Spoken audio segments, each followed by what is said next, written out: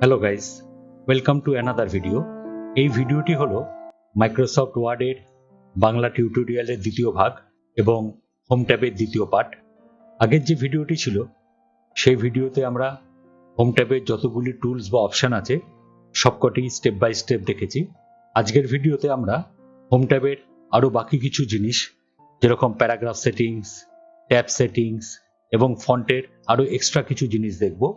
সেজন্য আগের ভিডিওটি যদি না দেখে থাকেন তাহলে অবশ্যই ডেসক্রিপশন বক্সে লিঙ্কে ক্লিক করে দেখে নিতে পারেন, অথবা আই বাটনেও লিঙ্কে ক্লিক করে দেখে নিতে পারেন।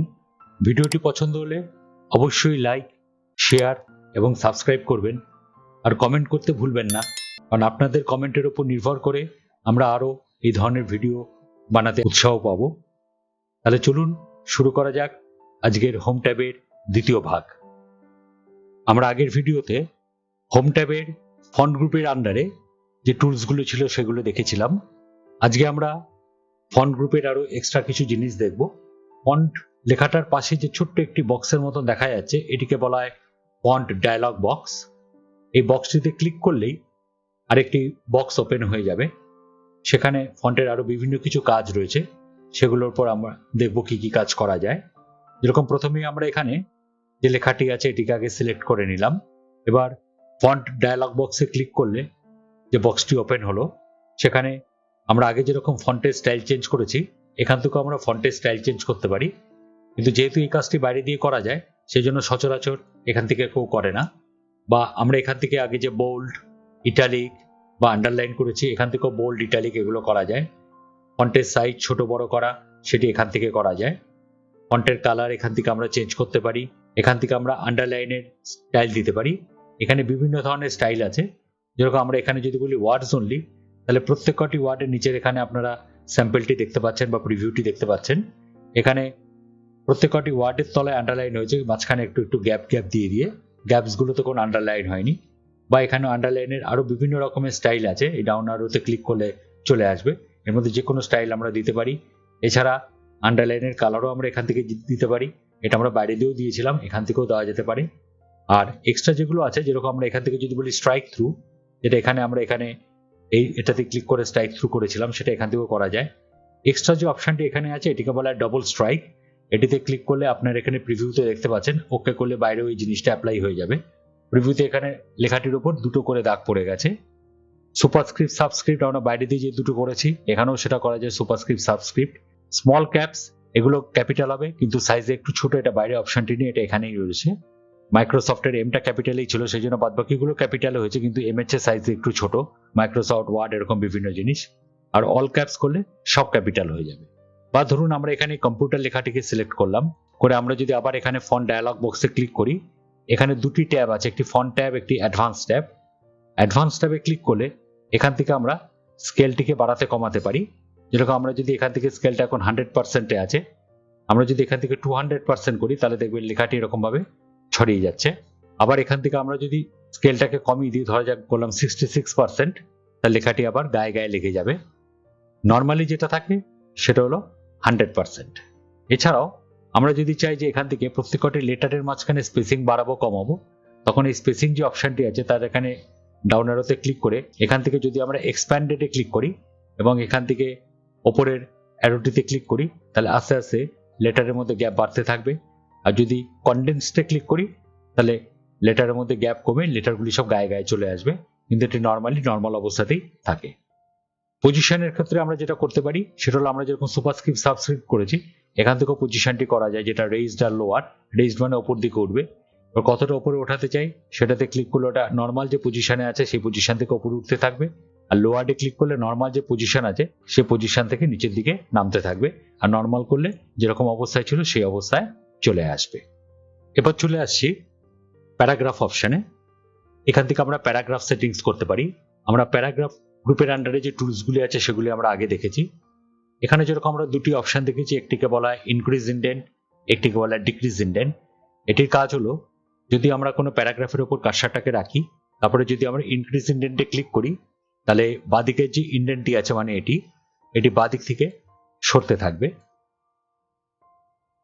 আবার যদি ডিক্রিজ ইনডেন্টে ক্লিক করি, আবার এটা আগের জায়গায় ব্যাক করে চলে আসবে। এটি একটা প্যারাগ্রাফের হলো, যেহেতু এই প্যারাগ্রাফের উপর কার্সারটি আছে। আর একের অধিক প্যারাগ্রাফকে করতে গেলে সবকটা প্যারাগ্রাফকে একসঙ্গে সিলেক্ট করে তারপরে এই কাজটি করতে হবে। বা আমরা যেরকম এখান থেকে লাইনের মধ্যে গ্যাপ বাড়িয়েছি, এই কাজগুলি আবার ভেতর থেকে করা যায়। যেরকম প্যারাগ্রাফের পাশে যে ছোট্ট বক্সটি আছে, এটিকে বলা হয় প্যারাগ্রাফ ডায়ালগ বক্স। এটিতে ক্লিক করেও আমরা কাজগুলি করতে পারি। যেরকম আমরা বাইরে দিয়ে এখান থেকে অ্যালাইনমেন্ট সেট করেছি লেফট, সেন্টার, রাইট এবং জাস্টিফাই, সেটা এখান থেকেও করা যায়, left, centre, right, justify. Next যেটা আছে, আমরা যদি লেফট সাইড থেকে সরাতে চাই, যেরকম এখানে মার্জিনটা যেহেতু সেন্টিমিটারে আছে, আমরা লেফট সাইড থেকে কত সেন্টিমিটারে নেব সেটা এখানে লেফট যে অপশনটি আছে ইন্ডেনশনের তলায়, এখানে জিরোটিকে সিলেক্ট করে নিলাম। সিলেক্ট করে মনে করা যাক আমরা এখানটা লিখে দিলাম 3 সেন্টিমিটার। তাহলে লেফটটা দেখুন এই প্যারাগ্রাফটি 3 সেন্টিমিটার সরে গেল। আবার এখানটায় ক্লিক করে এটাকে যদি আমরা জিরো লিখে আবার যদি ওকে করি, তাহলে ওটি আবার আগের জায়গায় চলে আসবে। সবকটা প্যারাগ্রাফের উপর করতে গেলে আগেও বলেছি যে সবকটা প্যারাগ্রাফকে আগে সিলেক্ট করে নিতে হবে। একই পন্থায় আমরা যদি রাইট সাইড থেকেও সরাতে চাই, যেরকম এখানে রাইট সাইড থেকে আমরা যদি মার্জিনটাকে ছোট করতে চাই, কিন্তু রাইট সাইডের একটা ব্যাপার রয়েছে। ধরুন রাইট সাইডটাকে আমি 13তে আনতে চাই। রাইট সাইডের যে ইন্ডেনটি আছে সেটি এখন যে পজিশনে আছে, আমরা যদি এখানে 13 লিখি তাহলে 13 হবে না, 13-এ আসবে না। এখন বর্তমানে এখানে ইন্ডেনটি যে পজিশনে আছে সেখান থেকে 13তে আনতে গেলে যেটা মাইনাস ভ্যালু সেটা লিখতে হবে। যেরকম এখন এখানে বর্তমানে ডান দিকের ইন্ডেনটি আছে 16তে, তাহলে আমরা যদি 13তে নিয়ে আসি তাহলে কত মাইনাস হচ্ছে সেটা লিখতে হবে। তার মানে 16 মাইনাস 13, তাহলে এখানটায় লিখতে হবে 3, রাইট সাইডে লিখতে হবে 3 সেন্টিমিটার। 3 লিখে যদি আমি ওকে করি তাহলে দেখুন এটা 13তে চলে আসছে। আবার এখানে প্যারাগ্রাফের ডায়ালগ বক্সে ক্লিক করে যদি আমরা এটাকে আবার 0 করে দিই, তাহলে এটি আবার আগের জায়গায় ব্যাক করে চলে আসবে। এছাড়াও আমরা নর্মালি যেভাবে লিখি প্রত্যেকটা প্যারাগ্রাফের ফার্স্ট লাইনগুলি একটু সরিয়ে লিখি, সেটি যদি আমরা করতে চাই তাহলে এখানে স্পেশালের তলায় যদি আমরা এখানে ফার্স্ট লাইনে ক্লিক করি, ক্লিক করে এটা কত সেন্টিমিটার থেকে শুরু করতে চাই, নর্মালি এটা দেওয়া রয়েছে। আমরা যদি এর চেয়ে বেশি বা কম করতে চাই, মনে করা যাক আমরা এখানে লিখলাম 2 সেন্টিমিটার, ওকে করলাম, তাহলে প্রত্যেকটা প্যারাগ্রাফের ফার্স্ট লাইন দেখুন 2 সেন্টিমিটার থেকে শুরু হয়ে গেছে। আর একই পন্থা এখানে আরেকটা জিনিস ইউজ করা যায়, তবে এটা খুব বেশি ব্যবহৃত হয় না, এটাকে বলে হ্যাঙ্গিং। হ্যাঙ্গিং এ যদি আমরা ক্লিক করে এখানে ওকে করি, তাহলে দেখুন প্রথম লাইনগুলি যেখান থেকে আছে সেখান থেকেই শুরু হচ্ছে, পরের লাইনগুলি 2 সেন্টিমিটার থেকে শুরু হচ্ছে। তবে এটা খুব বেশি ইউজড হয় না। আবার যদি আমরা এখান থেকে নানে ক্লিক করে দিয়ে ওকে করি, তাহলে আবার যেরকম অবস্থায় ছিল সে অবস্থায় চলে আসবে। এছাড়াও আমরা যদি লাইনের মধ্যে গ্যাপ বাড়াতে চাই, যেরকম লাইন স্পেসিং, যেটা আমরা বাইরে দিয়ে এই জায়গাটা দিয়ে করতে পারি, লাইনের মধ্যে গ্যাপ বাড়ানো, এখান থেকে আমরা সেটা করতে পারি। যেরকম এখান থেকে আমরা যদি বলি 1.5 লাইনস, তাহলে ওকে করি, তাহলে দেখুন লাইনের মধ্যে গ্যাপটি বেড়ে গেছে। এবং বাইরে যদি আমরা এখানে ক্লিক করি তাহলে দেখা যাবে এটাও 1.5 হয়ে গেছে। আবার যদি আমরা এখান থেকে বলি ডাবল, তাহলে দেখুন এখানেও সেটা অটোমেটিক 2 হয়ে গেছে। আর নর্মালি যেটা থাকে সেটা হলো 1.15, সেটা আমরা এখান থেকেও সিলেক্ট করতে পারি। অথবা এখানে গিয়ে আমরা বলতে পারি মাল্টিপলে গিয়ে এখানটা ডাইরেক্ট লিখে দিতে পারি 1.15 করে ওকে করে দিতে পারি, তাহলে এখানেও সেটা 1.15 হয়ে যাবে। এটাই হলো নর্মালি থাকে সেটিং করা। এছাড়াও আমরা আরেকটা যেটি করতে পারি, যেটা প্যারাগ্রাফের মধ্যে গ্যাপ বাড়ানো। যেরকম প্রথম প্যারাগ্রাফটির সঙ্গে পরের প্যারাগ্রাফটি বা তার সেই প্যারাগ্রাফটির সঙ্গে তারপরে প্যারাগ্রাফের মাঝখানে যে গ্যাপটি আছে, মানে এই যে গ্যাপটি আমি যেখানে মাউসটি নাড়াচ্ছি, এখানে যে গ্যাপটি আছে সেটিকে যদি আমরা বাড়াতে কমাতে চাই, যেরকম এখানে দুটি গ্যাপ দেওয়া রয়েছে স্পেসিং তলায়, বিফোর অ্যান্ড আফটার। বিফোর মানে প্যারাগ্রাফের আগে আর আফটার মানে প্যারাগ্রাফের পরে। তবে বিফোরটা খুব বেশি ইউজড হয় না, আফটারটাই বেশি ইউজড হয়, কারণ প্রথম প্যারাগ্রাফের আফটার মানেই পরে প্যারাগ্রাফের বিফোর। সেখানে আফটারটা যদি আমরা উপরের অ্যারোটাতে ক্লিক করি তাহলে প্যারাগ্রাফের মধ্যে দেখুন গ্যাপটি বাড়তে থাকবে। এখানে যদি আমরা ওকেতে ক্লিক করি দেখুন প্যারাগ্রাফের মধ্যে গ্যাপ বেড়ে গেছে। আবার যদি আমরা এটাকে কমিয়ে দিই করে ওকে করি, তাহলে দেখুন আমার প্যারাগ্রাফের মধ্যে গ্যাপ কমে গেছে। আর আমরা যদি চাই যে নর্মালি হবে, তাহলে একদম এখানে ডাউন অ্যারোতে ক্লিক করে 0 আসবে, তারপরে আবার যদি ক্লিক করেন তাহলে অটো আসবে। অটো মানে হলো অটোমেটিক, সেটা আফটার এবং বিফোর এই দুটোর ক্ষেত্রে যদি আমরা অটোমেটিক করে দিই তাহলে অটোমেটিক কম্পিউটার নিজের মতো নিজে গ্যাপটিকে সাজিয়ে নেবে। এটি গেল প্যারাগ্রাফ সেটিংস এর উপরে। এবার আমরা যেটা আসবো সেটা হলো ট্যাব সেটিংস। ট্যাব সেটিংসও খুব ইম্পর্টেন্ট জিনিস। ট্যাব সেট করার জন্য এই সেটিংসটি ইউজ করা হয়। ওয়ার্ডে মেনলি 5 ধরনের ট্যাব সেট করা যায়। একটিকে বলা হয় লেফট ট্যাব, একটি রাইট ট্যাব, একটি সেন্টার ট্যাব, একটি ডেসিমেল ট্যাব এবং আরেকটি হলো বার ট্যাব। এই 5 ধরনের ট্যাব মেনলি সেট করা হয়। তার ট্যাব সেট করতে গেলে আমাকে প্রথমে এখানে প্যারাগ্রাফ যে ডায়লগ বক্স আছে এখানে ক্লিক করতে হবে, করে এখানে যে ট্যাবস লেখা যে ট্যাবটি আছে সেটিতে ক্লিক করতে হবে। বলে এখানে ট্যাবস বলে একটি ডায়লগ বক্স খুলে যাবে। এখানে আমরা কোন কোন পজিশনে ট্যাব দিতে চাই সেই সেন্টিমিটারগুলো উল্লেখ করে এবং সেগুলি কি ধরনের অ্যালাইনমেন্ট হবে, লেফট হবে না সেন্টার না রাইট না ডেসিমেল না বার, সেটা আমাকে উল্লেখ করে দিতে হবে। যেরকম মনে করুন আমরা একবারে 5 ধরনের ট্যাবটাই সেট করে একবার দেখে নিই। যেরকম মনে করা যাক প্রথমে আমরা এখান থেকে 2 সেন্টিমিটারে আমরা যেটা দিতে চাইছি সেটা হলো লেফট ট্যাব। এখানে 2 লিখে লেফটে এখানে ক্লিক করাই আছে, এখানটা বললাম সেট। সেরকম একই ব্যাপার আমরা যদি বলি এখানে 5 সেন্টিমিটারে দিতে চাই সেন্টার ট্যাব, তখন এখানে 5 লিখার সেন্টারে ক্লিক করে আমাকে এখানে বলতে হবে সেট। মনে করা যাক আমরা 8 দিতে চাই রাইট ট্যাব, রাইটে ক্লিক করে এখানে বললাম সেট। সেরকম আমরা 12 সেন্টিমিটার লিখে এখানে ডেসিমেলে ক্লিক করে বললাম সেট, আর 14তে ক্লিক করে আমরা বললাম বার ট্যাব করে এখানে বললাম সেট।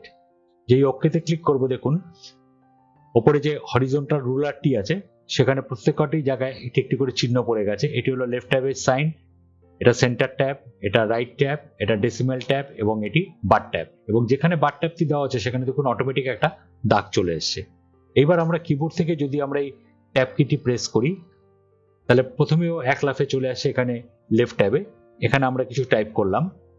আবার সেখান থেকে যদি আমরা ট্যাব মারি সেটা চলে আসে 5 সেন্টিমিটারে, যেখানে সেন্টার ট্যাব আছে এখানে দেখুন লেখাটা মাঝখান থেকে দুই দিকে ছড়িয়ে যাবে।